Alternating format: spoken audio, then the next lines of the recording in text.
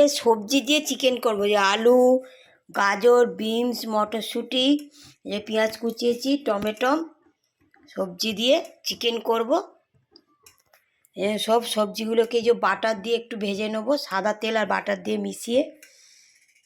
এই সাদা তেল দিয়ে দিলাম,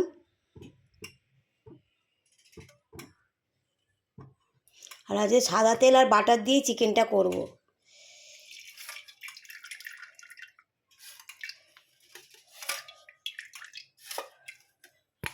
এই যে বাটারও দিয়ে দিলাম। এবার তেলটা বাটারটা গরম হোক, তারপরে সবজিগুলো দেবো। এই আলুগুলোতে হালকা নুন,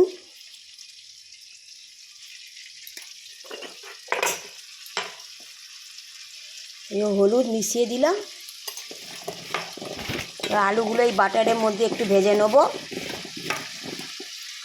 তেল আর বাটার গরম হয়ে গেছে, এবার আলুগুলো দিয়ে দেবো।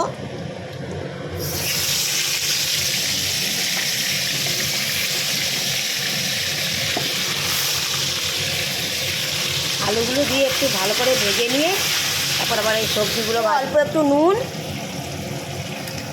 আর একটু হলুদ মাখিয়ে নেবো। এগুলো নুন মাখিয়ে নিলাম।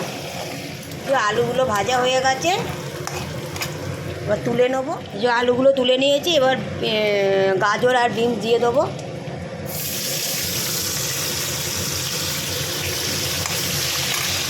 এতে পেঁয়াজ, আদা, রসুন আর টমেটো একটু পেটে নেবো।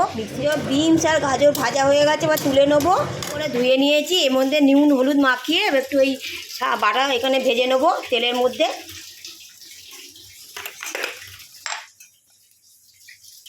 হলুদ আর নুন হলুদ মাখিয়ে একটু তেলের মধ্যে ভেজে নেবো।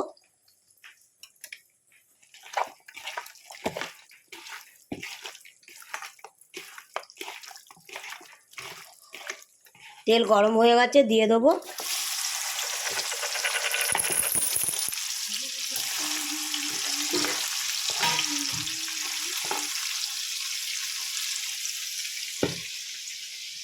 এই যে মাংসটা ভালো করে একটু ভেজে নিচ্ছি।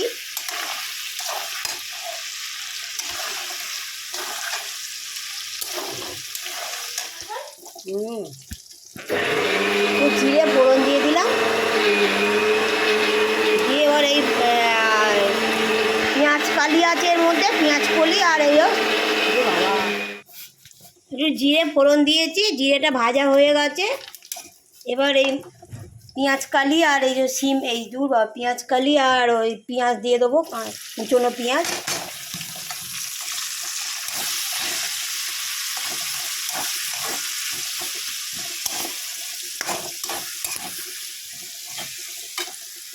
একটু ভেজে নেবো। দুটো মটরশুঁটি দিয়ে দিয়েছি, এগুলো দেবো। পেঁয়াজ ভাজা হয়ে গেছে, এবার এই যে মশলাটা পেস্ট করেছি এবার দিয়ে দেবো।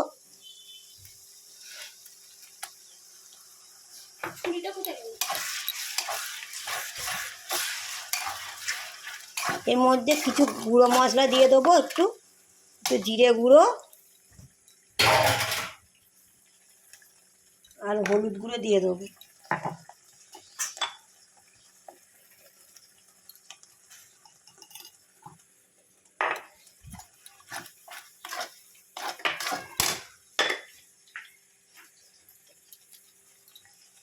নুন দিয়ে দেবো।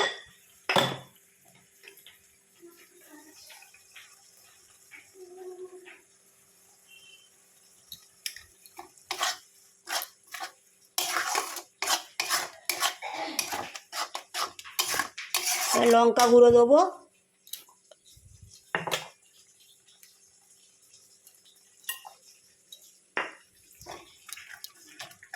একটু গোলমরিচ গুঁড়ো দেবো। মশলাগুলো একটু ভালো করে কষিয়ে নিয়ে সব সবজি আর মাংস দিয়ে দেবো। ভালো করে একটু কষিয়ে নিচ্ছি।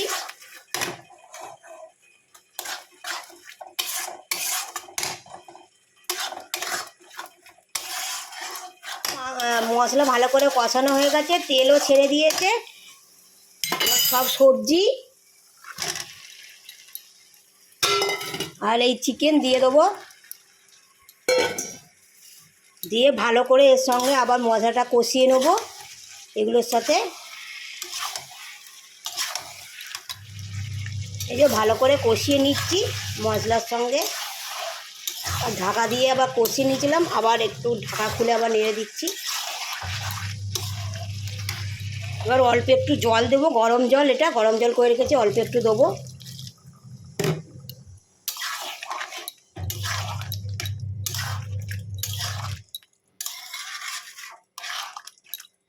মাংস আলু সব সেদ্ধ হয়ে গেছে,